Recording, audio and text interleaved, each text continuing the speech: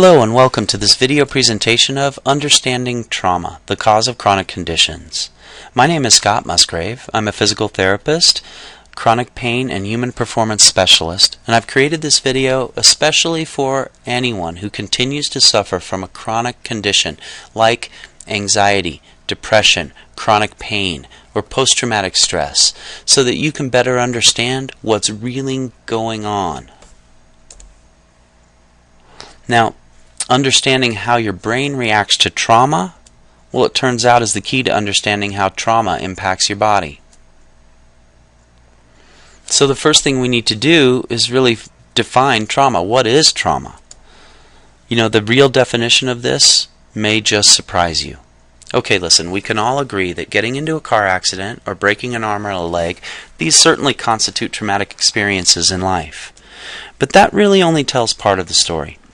The key to defining trauma lies within every one of us, in something we all share in common, and that something is our survival instincts. So how do our instincts define trauma? Well, our instincts of survival ultimately define trauma regardless of what we think about the event itself. See, it's a chemical thing. There are certain parts of the brain that live beneath or outside of your conscious awareness, and they react to these life events. And when they produce the chemistry of trauma, your body is pushed into a traumatic reaction. That's what we're here to learn about. So here's a new definition of trauma that's championed by renowned neurologist, traumatologist, author, and international speaker Robert Scare. And that is that trauma is defined as any negative life event that occurs in a position of relative helplessness. Think about that statement for a moment. Relative helplessness. So when the human brain experiences trauma or any negative event in a relative state of helplessness, an instinctive process of protection is engaged. And it turns out that the key to understanding trauma is finding out how the human brain responds to helplessness and how this helplessness engages these natural instincts of survival and what those natural instincts of survival do to your body. So this is how it works. When your brain experiences any event with a combined negative consequence and a relative state of helplessness to that event itself, then instinctive neurochemistry turns on the survival strategies of fight and flight reactions, which are then sent throughout the body. And these fight and flight instinctive reactions of protection serve to help us survive the event, which was ultimately perceived as a potentially life-threatening situation by our brain. So we can all see the benefit of having an instinctive or automatic part of our brain constantly assessing for any life-threatening situation and ready to take action in the event that we experience something like that. But the trouble with trauma is that the human brain has a way of learning to associate many things, even safe things, later on with the actual trauma long ago, and then can re-engage the neurochemical processes of protection over and over and over, often long after, years after, the actual threat has been extinguished. In point of fact, it's important to understand that this happens to all of us all the time, consistent with the basic form and function of the human brain. Now, most of our habits, they're actually formed in exactly the same way. And I want to go through some of the habits of trauma with you, because I think you'll find that many of you have commonalities of symptom patterns or presentations within this grouping of habits. So the habits of trauma include chronic pain, depression, anxiety, fear, tension, anger, post-traumatic stress, dependency, and learned helplessness. Now, these interrelated habits, well, they're common patterns that are associated with trauma. They're also common patterns when we're dealing with chronic conditions. And the habits of trauma, well, generally they lead to patterns that have dramatic physiological impact in our bodies and ultimately dictate our very own quality of life. The travesty for most trauma survivors is that the neurochemistry of helplessness is re-engaged so often that maintaining a state of fight and flight becomes a habit. And this results in a myriad of chronic conditions emerging, each having its own doctor, its own medicines, and its own empty promises.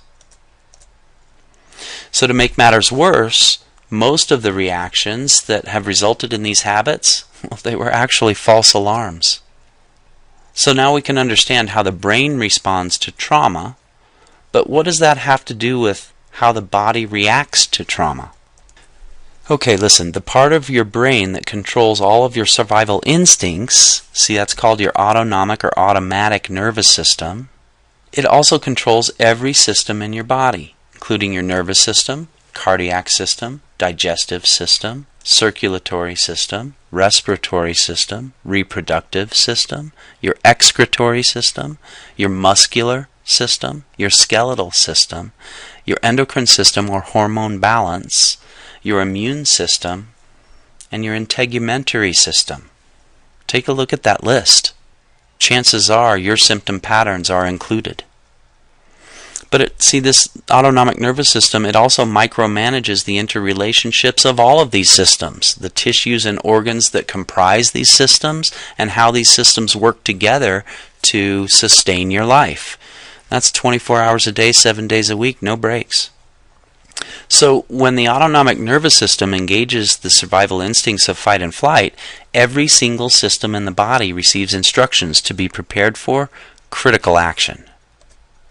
Now, interestingly, if you're able to evade the real or perceived threat that initiated this traumatic response in your brain, then your autonomic nervous system turns off the survival instincts of fight and flight, and this allows your body, your physiology, to return to balance or homeostasis. That's the place where true healing can really occur.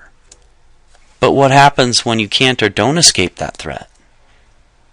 Then your brain or your autonomic nervous system becomes frozen in a state of fight and flight, still considering the trauma to be an active threat to your survival. And when your autonomic nervous system freezes in the state of instinctively driven protection, fight and flight, kind of just like this iceberg, the real problems are much more than you can see above the surface. The real problems live underneath the surface, inside every single system within your body.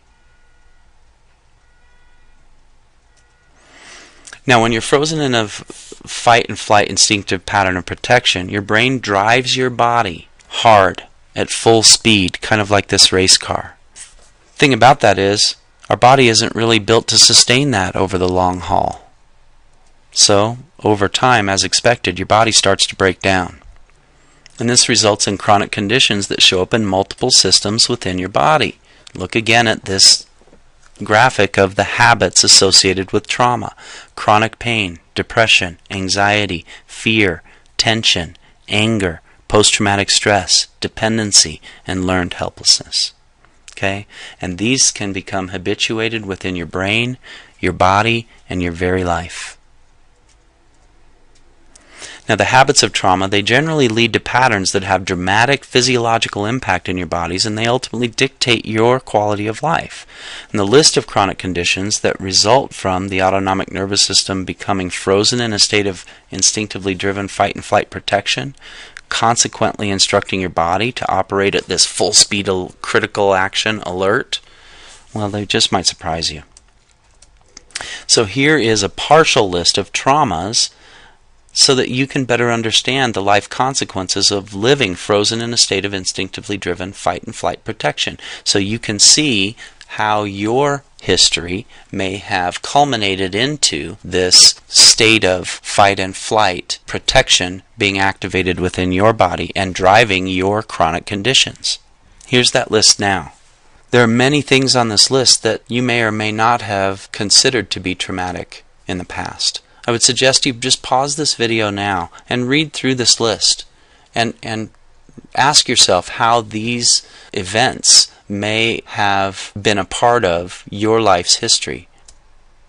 Now, let's explore an example of how an old trauma can re-engage the fight and flight instinctive mechanisms of the autonomic nervous system today, long after the threat is no longer real. So consider getting in a car wreck at an intersection on your way to work. and then reliving the experience of the accident, the fear, the anxiety, the stress, every time that you go through that intersection. Or as another example, think of how your body reacts just before you step in front of a big crowd to give an important speech. In both of these cases, most of us react in predictable patterns that include increased heart rate, blood pressure, shortness of breath, clammy hands, dry mouth, feeling like you have butterflies in your stomach, tension and stress or recurrence of pain patterns, the inability to focus or make decisions, clenched fists and tight jaw, digestive problems, including irritable bowel syndrome, and many others, avoidance behaviors, and emotional reactions, including anger, fear, anxiety, and depression. Now, how can all of these reactions be universal and predictable for all humans? It's because they represent the impact of the instinctive fight and flight responses of protection within the human body. And every time that these reactions become re-engaged, they're actually reinforced. And this results in the formation of life habits over time. Perhaps this picture best exemplifies how our brain reacts today when exposed to the memory of an old trauma. Even when we consciously understand the experience is not currently or directly threatening our lives today.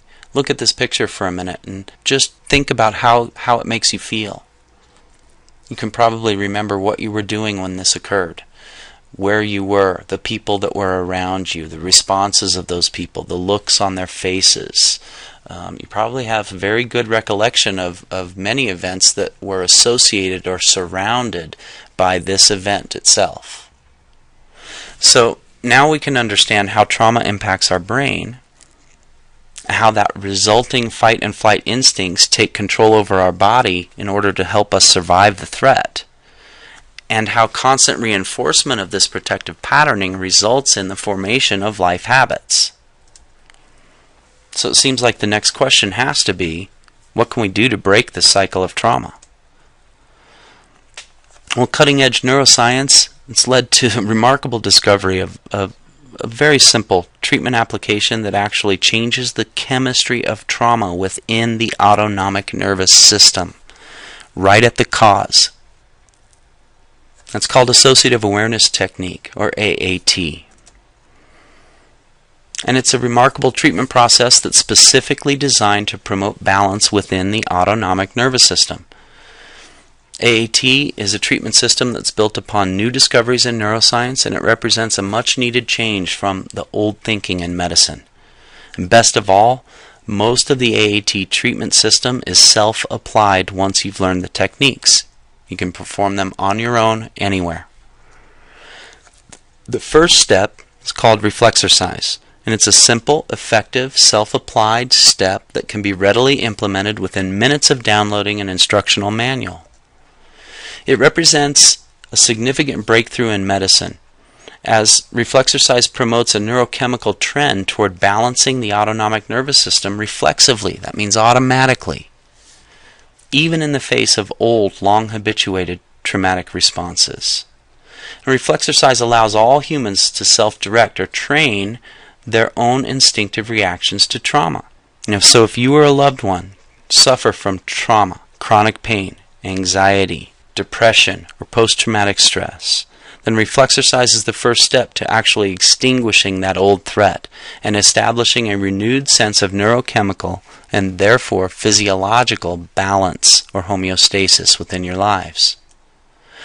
Don't allow mistaken threat responses or false alarms to dictate your quality of life any longer. You can get empowered now to create change within your life. Today is that day. Now, thank you so much for watching. Once again, I'm Scott Musgrave, a chronic pain and human performance specialist, and I wish you a happy, healthy day. For more information about how you can get started with Associative Awareness Technique, please visit wellnessandperformance.com.